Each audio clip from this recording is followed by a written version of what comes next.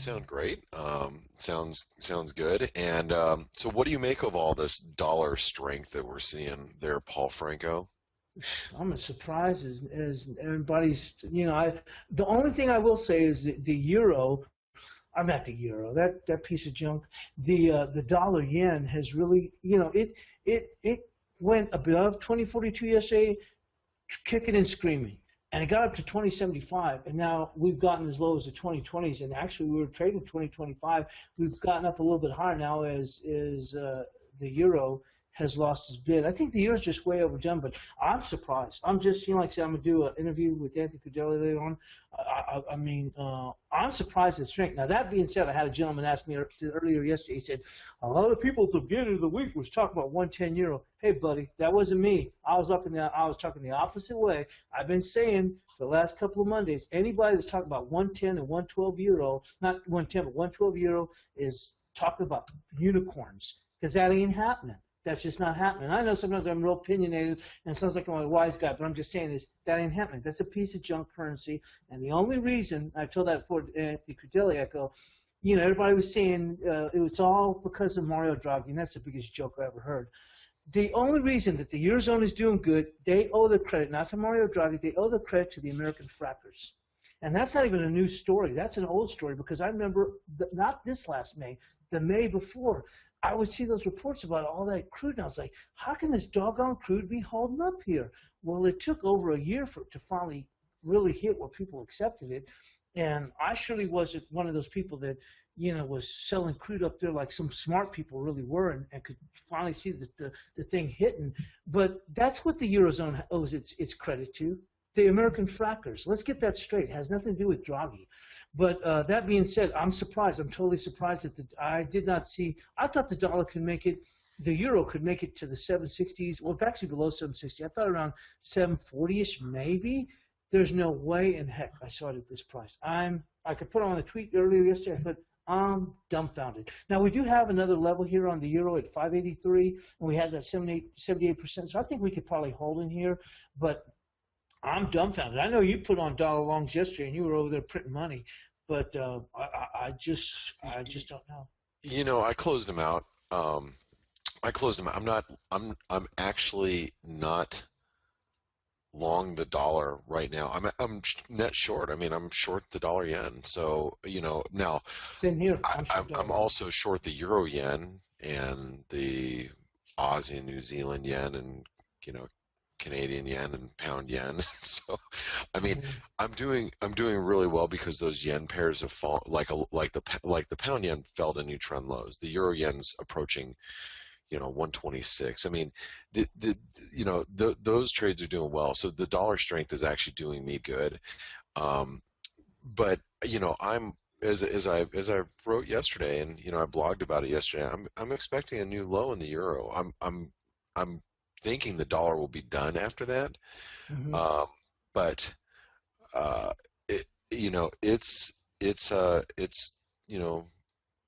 it's one of those things that I think the dollar is overdone, but I still believe that there are too many people trying to fade this dollar strength, and we're going to have one final push higher. I'm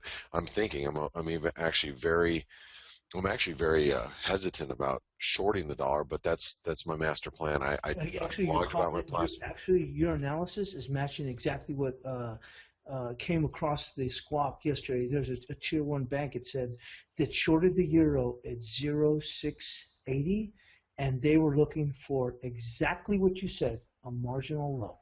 They're just looking for a marginal low, and they're going to cover, and their stop was at 850. Or at 8 or 850. Their analysis is exactly what you're looking for, and they actually shorted the euro yesterday at 680. That's because they were watching the morning edge yesterday. Maybe so, but I'm actually there's well, I'm not going to tell you who's on here, but on the morning edge 2 years ago, a guy that's been listening for several years, he goes, hey Blake, you know how I found you? And I'm like, no. He goes, I found you because one of my buddies who's a bank trader had been listening to for the last several years. He trades at a major bank on the FX desk, and he's been listening to your webinar for the last 3 4 years. And he told me that like 2 years ago, and I was like, it was to me, it was very humbling to know. But Wow, dude, that'd be that's all right, man. crazy if I don't. that's it. I'll you know, I don't mind being your I don't mind being your huckleberry. You know, I'll be your huckleberry. I'll be your secret. It's okay. You know, guys don't have to tell anybody who you're listening to. Um, but anyway, What do you? Oh, go ahead. I'm expecting one final low out of the euro. But then you look at the cable. Look at the cable. The Oh cable's my getting goodness. crushed. We're hitting new lows right now. It's unbelievable. I mean, but I think like you nailed that one. I don't know if you got short. I know you did a couple of shorts. You said, and I don't know if you stayed with that. You said for the last few weeks, I'm gonna be short the cable going into this election. I know you said that from about 5 weeks out. I don't, and I rarely ever trade cable. I don't like trading that thing. I've made a few bucks. It's more of a headache than anything else. But I don't know if you stayed with that trade. I guess I've never done options at all. Doggone it, you probably should have done some options because you said that 5 weeks ago. I will be selling cable all the way into that election because it's going to be under pressure. And that nailed that thing, which that's an overused phrase on Twitter. But come on, it is what it is. And you were spot on that trade. Well, thank you. Well, we'll see what happens here. What's really interesting, and I have to point this out, Paul, and I know I did via Twitter, but you got the DAX ripping right now. Here, I'll take over. I'll just show you guys what I'm seeing here, and it's just, I mean, One it's last nuts. point I am going to go make. Yeah, We go were ahead. talking about the gold yesterday. Is one thing's kind of really scary here is the dollar is doing fantastic, and gold dipped below the 1200, and it's reclaimed the 1200, and it's hanging on. If the dollar were to relent a little bit, some of these gains, watch out for that gold. I think that gold is really set up to finally take off. So that's my last 2 cents. I totally agree. And that was the point I was going to make here, Paulie. Not just that is, and I know you're not really following Twitter, because uh, you're in the middle of doing the webinar. It's like when I do the webinar, I have a hard time um, trying to catch everything on Twitter. People will talk to me, and I don't catch everything. Um, but what I wanted to point out is I did tweet that gold's strong, the dollar's strong, bonds are strong, the yen is strong, and stocks are ripping. And, something is just not making sense, Paul. Something is just not making sense this morning. We've got, as you pointed out, we've got gold that's higher, which I don't really know what to make of gold. Gold hit support, and here we are reversing again. It's like, I don't trade gold, fortunately, but I watch it obviously very closely because it impacts what I do with the dollar. But there's gold. Okay, here is the yen, just so you can see what the yen's doing. So the yen, pushed higher. All right, so there's the yen. We saw gold. Here's the dollar is obviously stronger. I don't have to get too particular about that. Here's the dollar. Okay, or we'll talk about that more. But here's the DAX. Check this out.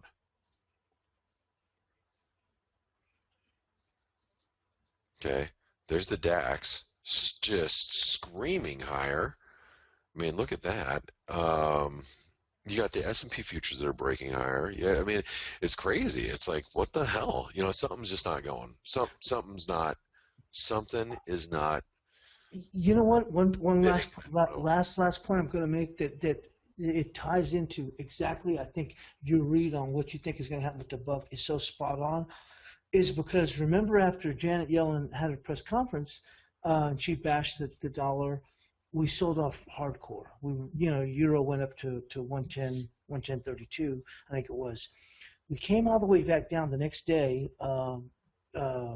euro, comes back in. I think the low was like, I don't remember, 614 or something like that, or whatever. I remember in the chat room because I remember I was short dollar CAD, and I said, no, it's all overdone. So we swung all the way back again. Then, of course, we got to the point where it looked like euro was going to take off to 110. It went up to 1050, whatever. That's that day you even questioned it. You called it real well. The market fell back. Remember, you even played it short later on that day or the next couple of days down to 8 something. And we made another run back up there. My whole thing was, is I was telling people, I go, these long dollar trades, people made a ton of money. The big money, they made money. The big funds or whatever made done really well. Then I said I knew that the dollar was when the euro was taking off. I said, hey, look, it's gonna that Monday. I said this is when they're going to start to lay off of those trades to some extent. And so I think the swing back and forth got a lot of people. It was really was the result of those swings back and forth. I think a lot of dollar longs were taken off. Okay, this new swing down here in the dollar longs, I think it's very, very thin.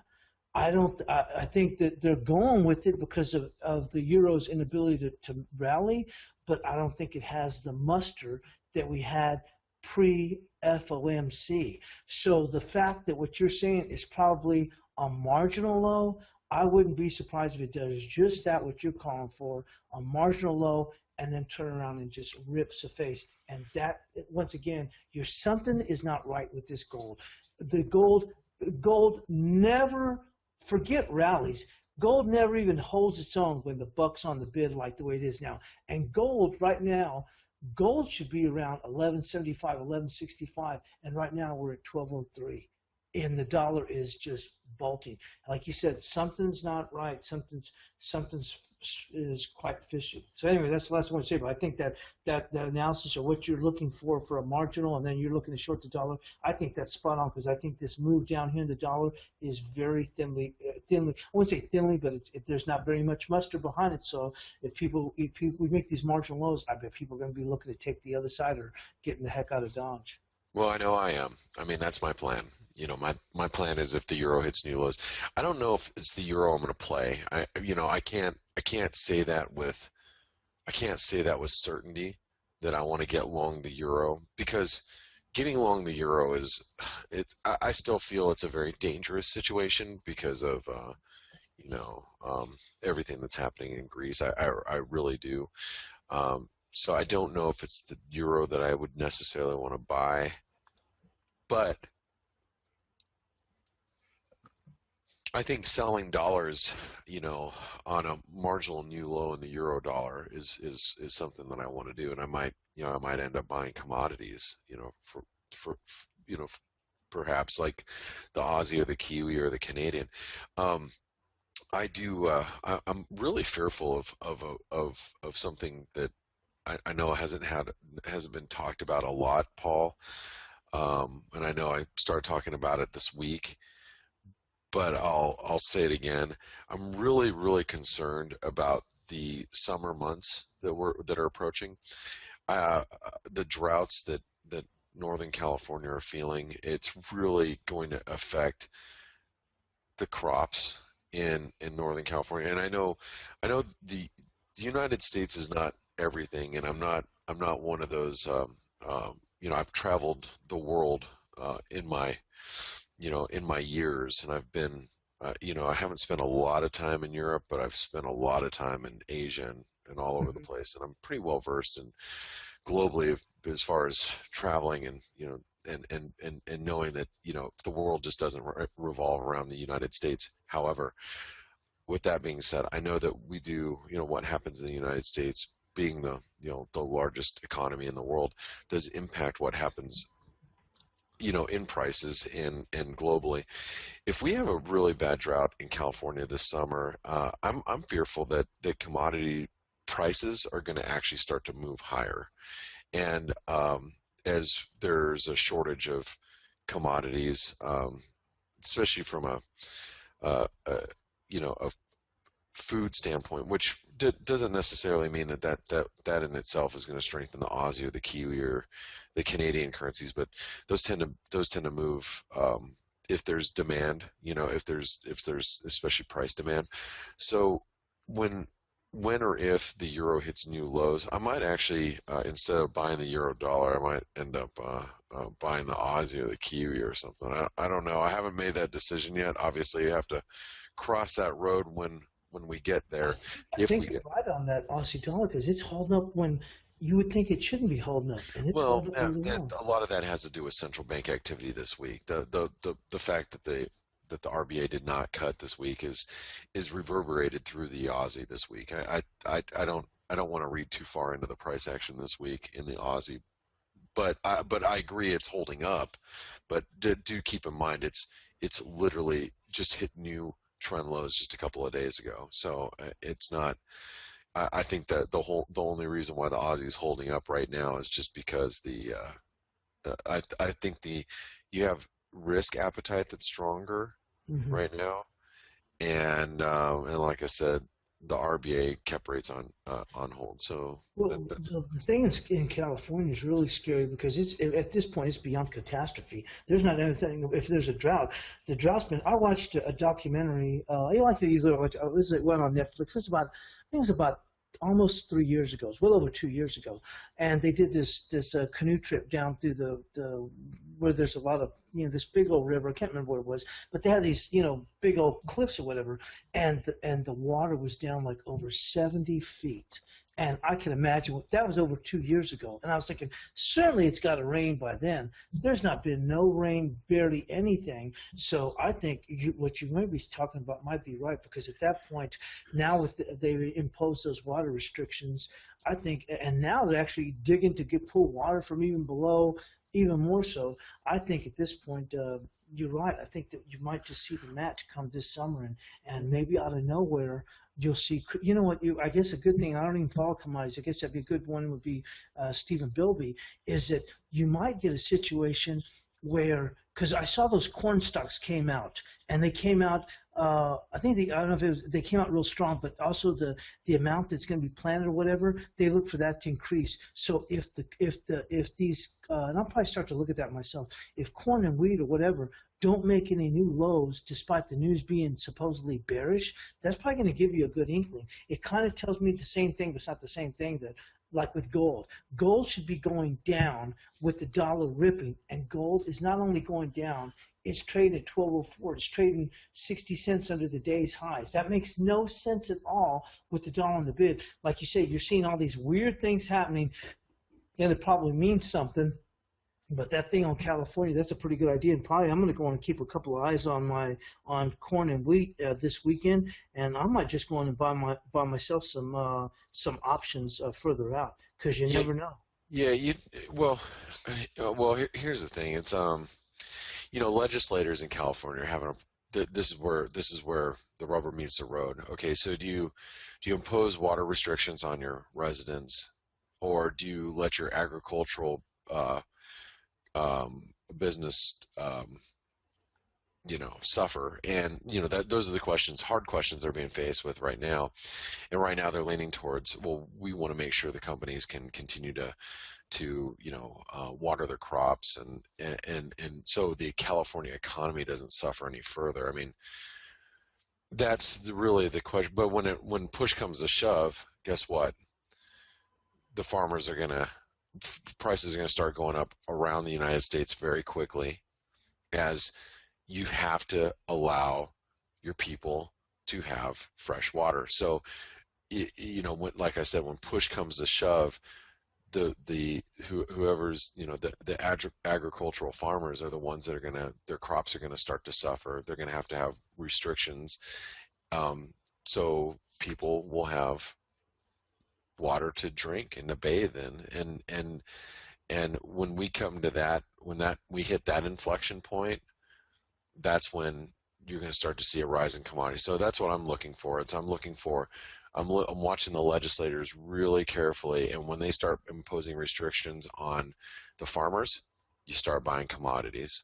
That would be my not in the know, very you know very generalized beer drinking analysis. That would be it. So Wow. anyway, all right. Well, Okay, well, I'll let uh, you take over, and I'll see you in the chat room. All right, Paul. Hey, thank you this morning. TGIF to you, buddy.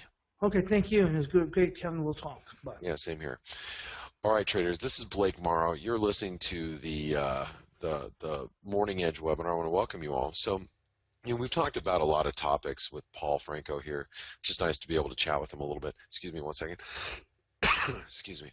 Um, it's been nice chatting with him a little bit regarding just some key topics I was going to talk about. But really, I'm looking here at, there's the DAX. You can see the DAX ripping up towards the 127% extension. We're breaking out again. Pretty amazing. What's more amazing about the DAX right now, in my opinion, is that you've got strong gold, as Paul pointed out. You've got strong dollar. You've got strong yen. Okay. It doesn't surprise me that the euro dollar is going down and the DAX is going up because, as you guys know, that we have this inverse relationship. So when the DAX goes up, the euro tends to go down. It's just the opposite of what happened through a lot of the FOMC, or excuse me, when the Fed was lowering, or excuse me, doing quantitative easing. Stocks would go up, dollar would go down. Okay, very similar type of dynamic happening right now in the FX market with the euro and the DAX. But what's surprising to me is the strength of the yen. Now, you would go, well, strength of the yen, the dollar yen's only down 18 pips. Yes, I understand the dollar yen's only down 18 pips, but if you take a look around here, this is something that I don't keep up all the time, but you guys can see the euro yen is down 110 pips. The pound yen is down 151 pips. The Aussie yen is down 60. Um, the Kiwi yen down 62. The Swiss yen down 71. The Canadian yen down 51. Okay, you guys see all that?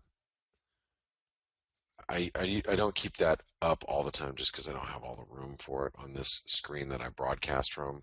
Um, if I broadcast from my other screen, which is the real big one, the numbers are too small and it's harder. It's already hard to see as it is for you guys, but it makes it even more difficult. So I have to keep it on this smaller screen for broadcast purposes. But here is the fact of the matter is the yen is actually strong against a lot of currencies. You go, oh, the dollar yen is barely down, but it's really um, um, uh, hold on really quick.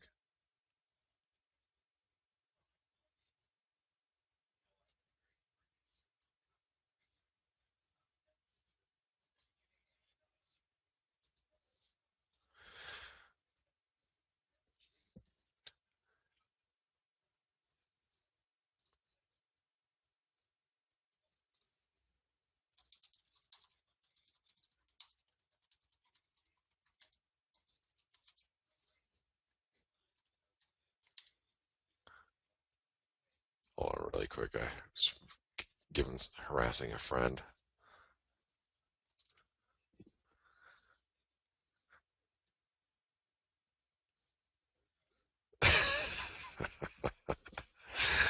I have fun messing with people sometimes.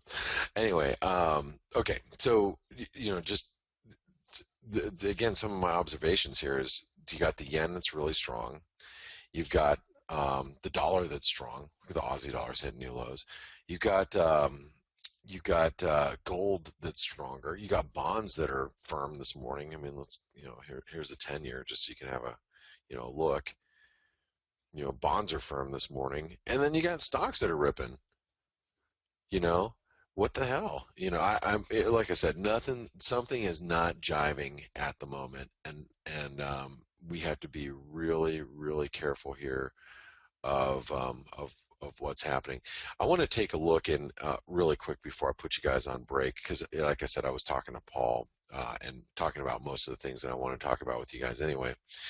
Let's take a look at the S&P, because the S&P, we broke out yesterday. Okay, we're approaching our 786 retracement right now. I mean, we're basically up there at the moment, and we're within striking distance of that level. So I want you guys to pay really close attention to this, because the market's stretching here. Relative strength is diverging. Everybody's like, oh, it's obviously very bullish. But like I said, things are not jiving in my world right now. And you know, when I see the euro yen, Aussie yen, uh, pound yen, you know, here's the euro yen. Look at this. Look at this thing. I mean, I know we're bouncing right at this very second, but I mean, we're approaching trend lows here. You know, below 127, it gets real. You know, you take the pound yen. I tweeted these out this morning, so you guys know. Below 175. I mean, you know, look, here's our trend line. We did a trend line retest, reversal. You know, below there, it gets things start to open up pretty good. Here's the Aussie yen. Jared from our chat room. I'm sorry, J Rod from our chat room. I know he's listening right now, so now he's pissed. Uh, we hit the 618 in early Asia. They tried to stop out shorts and then came out of that ascending wedge. Kiwi yen reversed. Swiss yen. Look at the Swiss yen hit new trend lows. Here's the Canadian yen, fell out of bed. You know, in the range. You know, we have Canadian employment data this morning too, by the way. But anyway, just some really key things, key developments today. I'm not too sure what to make out of them. Maybe it's nothing. Maybe it's nothing, but maybe it's something. And maybe it's something that, you know, we really need to pay close attention to. No one's expecting anything to happen today. When I say no one's expecting anything to happen today, listen, it's a Canadian jobs report day. We got import prices. We got like some GDP estimates coming out of the UK from the NEISR NISR. But what but what I mean, really, is there any reason for the market to have a catalyst today to move? No, there isn't any. Those are the days when we least expect it, things happen. So because all's not right in the all's not right in the world right now, and I feel something is not jiving this morning, is all the reason we should actually pay very close attention to today's price action. Like I said, something's up, and I'm not too sure what it is, but the antenna's up. If you're a Spider-Man fan, the Spidey senses are tingling. Something's not right, and we need to pay attention. All right, guys and gals. Listen, I'm glad you all are here this morning. Um, Happy Friday to you, TGIF. I'm glad you're all here. I am going to take a couple minute break. So back in a few minutes as we get ready for today's price action.